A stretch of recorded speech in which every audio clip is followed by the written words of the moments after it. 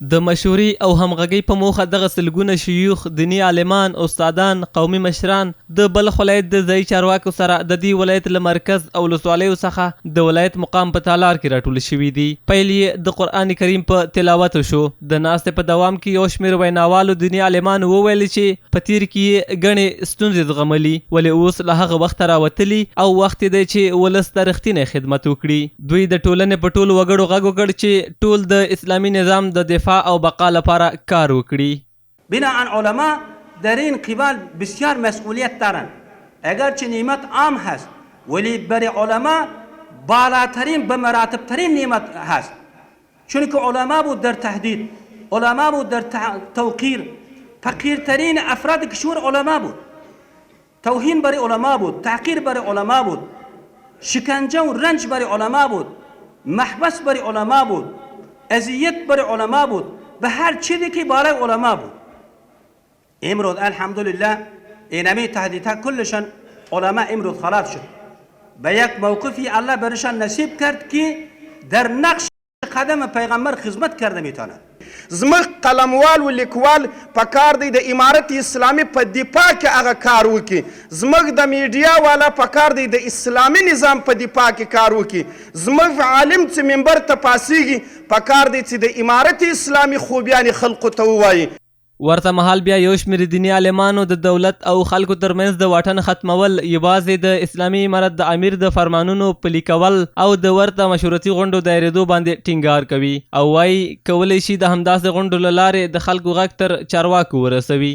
وی فرمان امیر المؤمنین حفظه الله و رعاه از بطن سیاست صدر اسلام برای از بین بردن این مشکلات میان رعیت و حکومت، اگر می خواهیم در عمق دلها داخل شویم، با هزینه های دلاری، با تعقیبی های بیشمار ما داخل شدن نمی توانیم. فقط تنها و تنها تطبیق فرمان امیر ما وسیله داخل شدن در دل امت ماست. امیدواریم که این قدم های خیر ادامه پیدا کنه، خصوصا از طرف والی محترم ما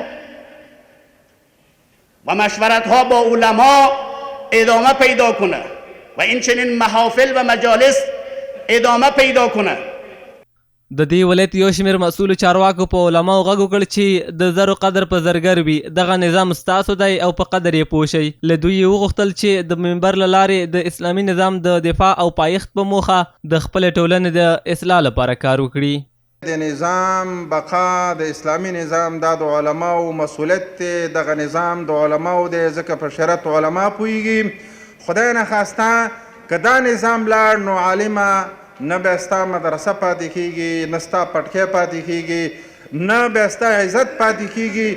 نو دا د دغه نظام دپاره نو باید موږ او تاسو د دغه نظام دپاره قربانی ورکړو. الله می فرماید که ای پیغمبر عزیز، ملت خود را، مردم را به حکمت و به موعظه شیرین و نیک که سبب نفرت از دین نشوه اینا را دعوت بکنین. این مسئولیت همین علمای کرام است. لکه دنیا کې چې امتیاز و علماو ته ورکول سوی دی او د آخرت په نعمتو کې علماو ته امتیاز ورکول سوی دی، نو باش موږ باید اعمالو کې هم د نورو خلکو څخه ممتاز یو. ډیر کوشش د دین دپاره وکړو او ډیر کوشش د اصلاح د خلکو دپاره وکړو. ورته مهال د دې ولایت والی علماو ته په خطاب کې وویل چې تاسو د دولت او خلکو ترمنځ د اړیکو د پوله حیثیت لرئ او هر وخت به د دوی غږ تر مسؤلو چارواکو رسوئ. محترمو دا شرعي نظام دا ټول ولس ته ووایه، تاسو خطیبان یاست، امامان یاست، محترمان صاحبان یاست، علما کرام یاست، د ولس ستاسو په ذمواري کې دی. تاسو د حکومت د ولس مابینځ کې پل یاست.